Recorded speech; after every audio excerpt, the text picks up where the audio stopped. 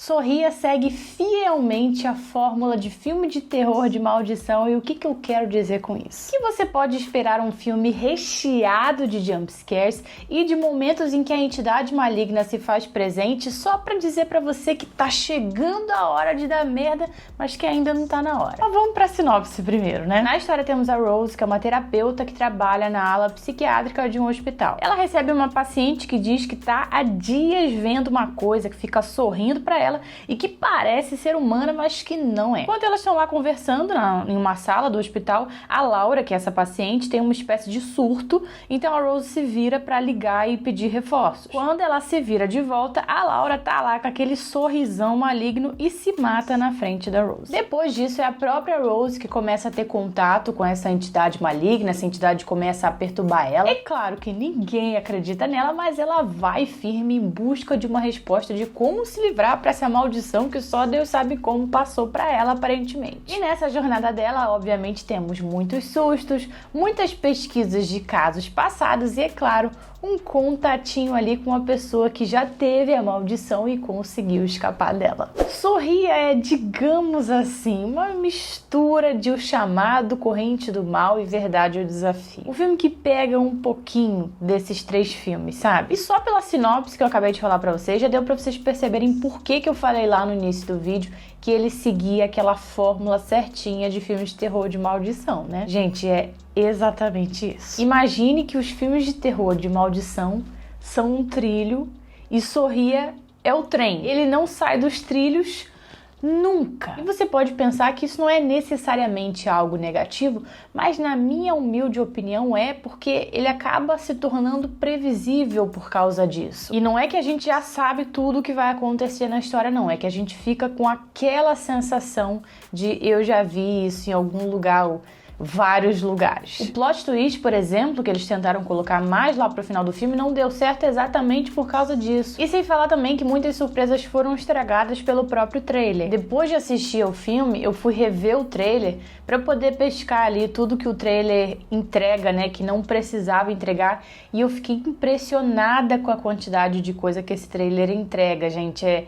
É demais mesmo. Você assistiu o trailer, parece que você tá assistindo ao filme, só que pulando de 10 em 10 minutos. O jumpscare mais maneiro do filme, inclusive, foi estragado pelo trailer, que é aquele do carro. Se você não viu o trailer, nem veja. Mas se você viu o trailer, você sabe de que jumpscare que eu tô falando, que é aquele jumpscare que lá no meu vídeo de react ao trailer, eu chamei de cabeça chiclete. Aquele jumpscare da cabeça chiclete era o que tinha me puxado pro filme, é o que tinha feito o filme me ganhar, me fazer ficar com vontade de assistir o filme. Ou seja, ele cumpriu com a função dele, né, o trailer. Mas teria sido tão maneiro aquele jumpscare ser realmente uma surpresa no filme. Quando chegou esse momento, eu ouvi outras pessoas lá na cabine de imprensa que eu tava falando, isso aí é a parte do trailer, já sei o que vai acontecer. Então todo mundo se lembrou que tinha aquele jumpscare do carro ali, então seria tão maneiro se a gente não soubesse que ia acontecer aquela cabeça chiclete ali. E eles já tinham colocado tanta coisa no trailer que podia ter tirado a cabeça chiclete pra gente ter essa surpresa lá na hora, porque na minha opinião esse foi o melhor susto do filme. Então assim, o trailer entregou os melhores jumpscares,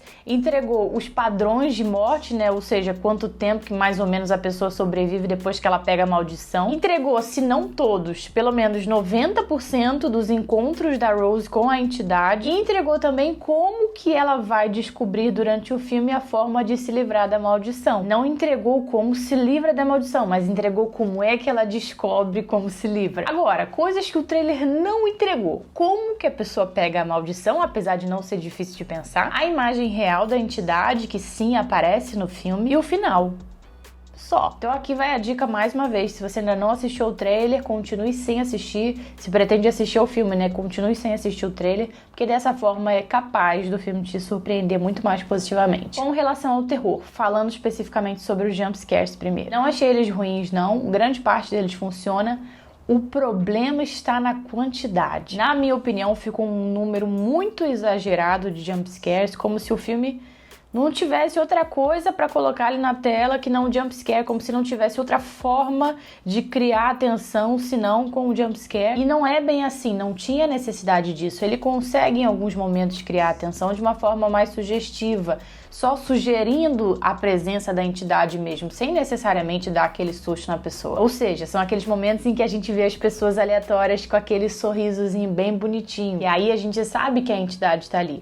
Esses momentos, na minha opinião, são muito mais interessantes, muito mais legais, né? Trazem uma sensação muito mais legal em quem está assistindo do que o jumpscare em si. Mas se você é uma pessoa que gosta de jumpscare, gosta de filmes de terror com bastante jumpscare, é muito provável que você vai gostar dos jumpscares de Sorria. O terror do filme também tem a sua parte mais visual, que acaba ficando mais lá pro final do filme. Quando a gente vê a real forma da entidade, né, rola um CGIzinho. Não tem muito CGI ao longo do filme, não. Tem muito efeito prático, mas mais lá pro final, quando vai mostrar a real, né, cara da entidade, a real cara e o corpo também da entidade, rola aquele CGIzinho e ele ficou bem feito até. Mas ainda assim, na minha opinião, os sorrisos são a parte mais macabra da história. Não foi nem a forma real da entidade. Inclusive, não posso falar isso. Não posso falar, vai ser spoiler. Eu ia falar um negócio aqui de que a entidade lembra uma certa entidade de um certo outro filme, mas se eu disser, vai ser um super spoiler, deixa eu calar a boca. Por falar nos sorrisos, eu estava achando que seriam sorrisos bem grandões, sabe? Estilo Verdade, o Desafio mesmo, mas na verdade não. Eles são sorrisos mais naturais, vamos chamar assim. Eles não foram feitos com CGI. Como eu disse, o filme usa bastante efeito prático, então eles optaram por deixar os sorrisos naturais, macabros, mas naturais. Suzy Bacon fez o papel dela como protagonista muito bem. Ela consegue ficar com aquela cara de que você olha e percebe que a pessoa tá na merda mesmo, com uma maldição braba nas costas dela. Que é claro, ninguém ajuda a bichinha, tadinha. Ela tem aquela cara de pessoa que tá sofrendo sozinha mesmo. E a personagem dela tem um background interessante. Ela tem ali uma história pra contar do passado dela que acaba por se misturar com o que tá acontecendo no presente em relação à maldição. Por causa disso, o filme pode vir a ter uma interpretação que não vai pro lado do sobrenatural e sim pro lado psicológico. Mas honestamente, se essa era a intenção do diretor, fazer o filme ter essas duas interpretações, na minha opinião, o final tinha que ter sido um pouquinho modificado, porque o final dá muito a entender que é o lado sobrenatural da coisa que prevalece ali. Da forma que terminou, eu, Kate, não consigo levar pro lado psicológico. Eu vi muita gente se referindo a esse filme na internet como um terror psicológico e eu não consigo ver o filme dessa forma. Mas saiba que você pode ter essa interpretação. Tem um espacinho assim, bem pequenininho pra você ter essa interpretação. Em relação aos outros personagens, não tem muito o que dizer, porque não tem muita gente ali que acrescente muito a história. Nem mesmo o marido da Rose, interpretado pelo Jesse, que é um menino lá de The Boys. O personagem dele realmente parece que tá ali só pra encher uma linguicinha. Inclusive, eu tava vendo a hora dele sair correndo ali. Fala sério, gente, brincadeiras à parte, mas olhando pra aquele homem no filme,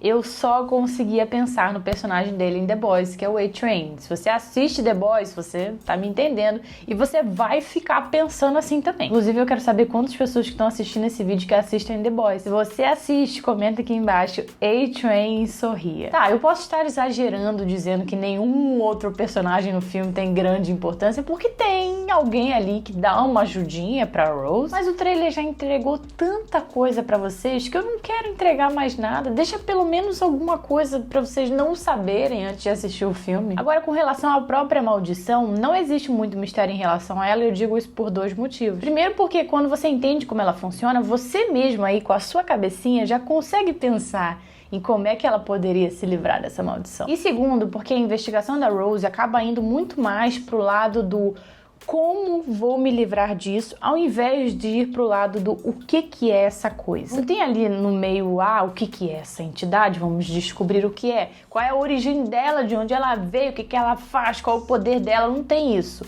É muito direto assim, pegou, como é que se livra, pronto. Se isso é algo positivo ou negativo, é de você. Você prefere histórias que foquem mais na sobrevivência do personagem, que foquem em ela só descobrir como é que ela vai se livrar daquela ameaça? Ou você prefere histórias que mergulhem nas origens da entidade maligna? Se você me perguntar a minha opinião, eu prefiro histórias que mergulham na origem da entidade maligna, porque eu adoro ir montando o quebra-cabeça ao longo do filme e descobrindo coisas sobre a ameaça, de onde veio, quais são os poderes, isso e aquilo. Adoro isso. Sorria Não é assim. Até aqui deu pra você perceber então que gostar ou não de Sorria vai depender muito das suas preferências em relação a filmes de terror. Esse estilo de filme de Sorria é um estilo de filme de terror que funciona cada vez menos pra mim, que é o tipo de filme que segue uma formulazinha pré-estabelecida. Eu sou uma pessoa que assiste muito filmes de terror e há muitos anos, então eu fico de saco cheio muito facilmente quando eu vejo uma história que já me traz essa sensação de eu já vi essa história em algum lugar ou em alguns lugares. Não quer dizer que eu tenha achado o filme ruim, isso só quer dizer que eu achei ele genérico. Eu acho que você vai se arrepender de assistir ele? Não.